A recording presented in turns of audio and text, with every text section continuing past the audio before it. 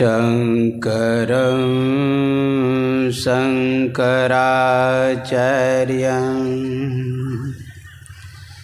केशवं बादरायणं श्रोत्रभास्कृतो वन्दे भगवन्तो पुनः पुनः। ईश्वरो गुरुरात्मेति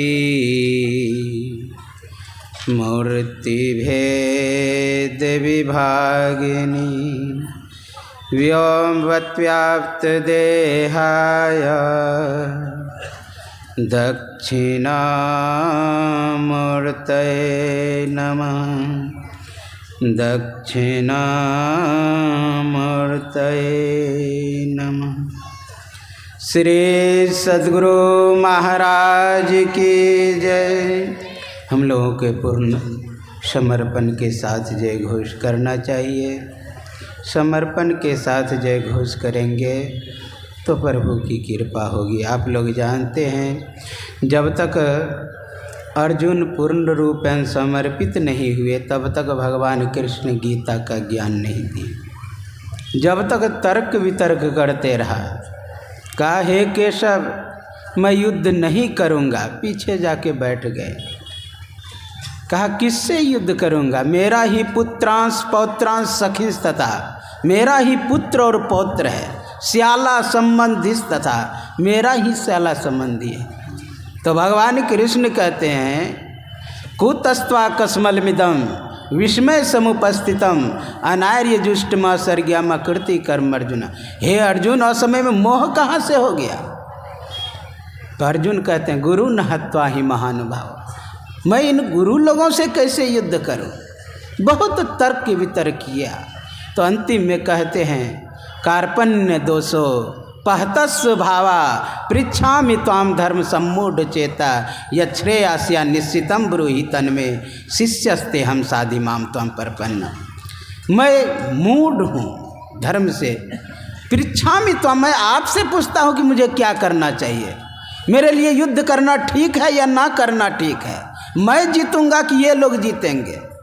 मैं ये जो खून से रुधिर से सनी हुई ये धरती का उपभोग करना नहीं चाहता हूँ। आप बताओ मैं क्या करा। शिष्यस्ते हम, मैं आपका शिष्यत्व स्वीकार करता हूँ।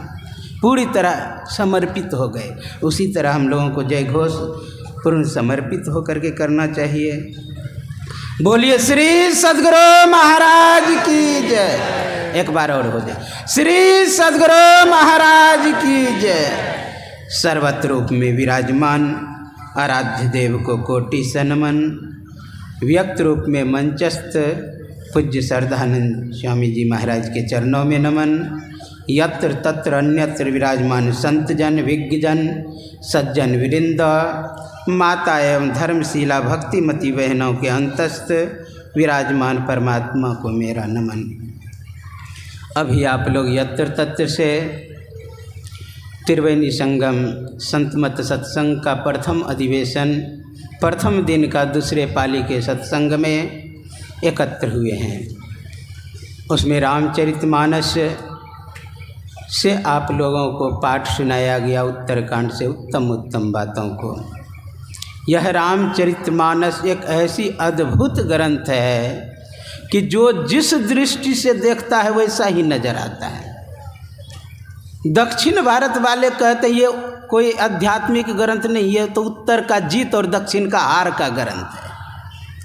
लेकिन गुरुदेव बोले लाखों आदमी के हृदय से पूछा जाए कि ये कैसा अद्भुत ग्रंथ है। एक व्यक्ति एक बकरी का गला पकड़ के दबा रहे थे नीचे और बोल रहे थे हरी घास खाओ, हरी घास खाओ। नीचे हरी घास नहीं थी, सूखी घास थी। लेकिन एक ज्ञानवान व्यक्ति बगल में था, वो सोचता है लगता है इसका चवन्नी खिसक गया है, इसलिए ये कह रहे कि ये हरी घास खाओ, हरी घास खाओ। जब गौर से देखा तो उसके आँखों में देखा हरा चश्मा लगा हुआ है। तुरंत खींचा चश्मा को और बकरी को पहना दिया, कहा बोलो हरी घास खाओ। अब लप लप खाना शुरू किया। यानी जैसे दृष्टि वैसी सृष्टि। ये रामचरितमानस एक ऐसी अद्भुत ग्रंथ है जो जिस दृष्टि से देखेंगे, भक्त भगवान का व्यवहार कैसा होना चाहिए, सेवक स्वामी का कैसा, रागी से वैरागी कैसा होना चाहिए। जानते हैं गोस्वामी तुलसीदास कितने बड़े रागी थे, और जब एक डांट लगे तो विशेष प्रकारन रागः गतः इति वैराग। ऐसे अद्भुत ग्रंथ से आप लोग पाठ श्रवण कर रहे थे। बड़े भाग्य मानुष तन पावा। बड़ा कह के गोस्वामी जी इस मनुष्य के शरीर को डायरा में बांध दिए कि इतना ही, जबकि बड़ा का कोई आप अनुमान नहीं लगा सकते हैं। मान लिए इस गोड्डा में अगर 5 मंजिल का मकान सबसे बड़ा कह रहे हैं, तो हो सकता है पटना में 10 मंजिल मिल जाए। आप इसे कह रहे थे बड़ा, लेकिन वहाँ बड़ा हो गया, तो वो बड़ा छोटा हो गया। फिर दिल्ली जाएंगे तो उससे भी अधिक बड़ा मिल जाएगा। ये पृथ्वी जो सबसे बड़ी कही जाती है, जिस पर इतना मकान बड़ा बड़ा है, ये 13,000 किलोमीटर व्यास में, तो इससे भी अधिक बड़ा सूर्य है 13,90,000 किलोमीटर व्यास में।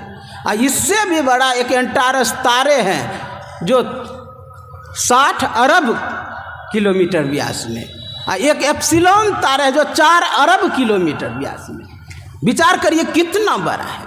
तो बड़े को कह के छोटे में बांध दिया। जिससे यह संपूर्ण सृष्टि हुआ है वह सबसे बड़े हैं परमात्मा। आप लोग सुने होंगे, बड़ाते बड़ा, छोटाते छोटा, में ही ते सब लेखा। सबसे बड़ा है परमात्मा। अब परमात्मा का ये शरीर में जो है अंश है, ईश्वर अंश जीव, बड़े भाग, यानी भाग अर्थ टुकड़ा भी होता है, अर्थात वह टुकड़ा ये शरीर को पा लिया। तो पाना शब्द कब प्रयोग होता है?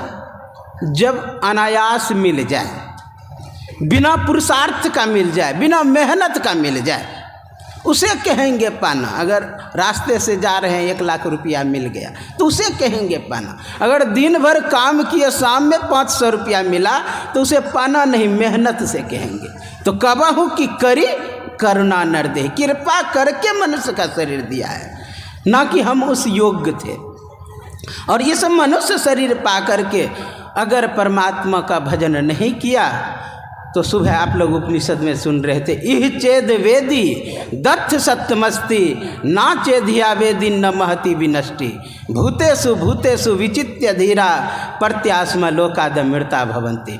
इस जन्म में ब्रह्म को जान लिया तब तो ठीक है, अगर नहीं जाना तो महति विनष्टि, अर्थात हम लोग मनुष्य हैं तो पता नहीं हम अंकुरज में चले जाएंगे कि उसमज में चले जाएंगे कि अंडज या पिंडज में चले जाएंगे, एक ही बार में। बड़ा भाग्य इस मनुष्य का नहीं, इसका संग करते हैं हम लोग।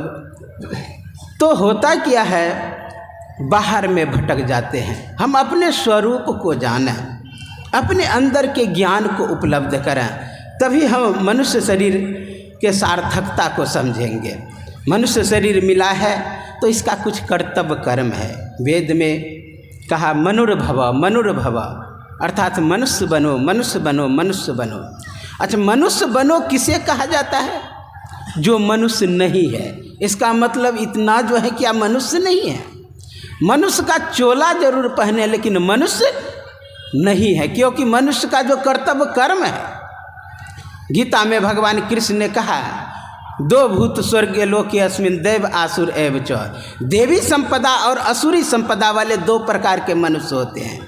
अभयम सत्य संशुद्धि ज्ञान योग व्यवस्थिता, दानम दमश्च यज्ञश्च श्रद्धा मार्जवम, अहिंसा सत्यम क्रोधस त्याग शांति पेशुनम, दया भूतेषु लोलुप्तम मार्दवम हिरीचापलम, तेज क्षमा धृति सोचा माद्रो अन्मदान्विता, भवंती संपदा देवी भीजा तस्य भारता।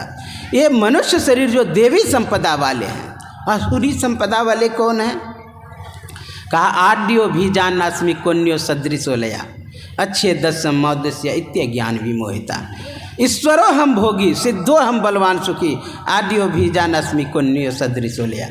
कहा जो कहता है मैं ही ईश्वर हूँ, मेरे ऐसा दूसरा कोई नहीं है, मैं ही सिद्ध हूँ, मैं ही ईश्वर हूँ, वो कहा असुरी संपदा वाले हैं। देवी संपदा वाले जो अभय रहता है, अभयम सत्य बाहर अंदर की शुद्धि, अहिंसा व्रत में प्रतिष्ठित है, अहिंसा सत्य में प्रतिष्ठित, क्रोध नहीं करता हो, ऐसे अगर मनुष्य शरीर प्राप्त करते हैं तो अत्यंत उपलब्धि है। हम लोग विशेष समय नहीं लेते हुए 10 मिनट का समय मिला था, मैं अपने वाणी में विराम देता हूँ। बोलिए श्री सद्गुरु महाराज। श्री सद्गुरु महाराज।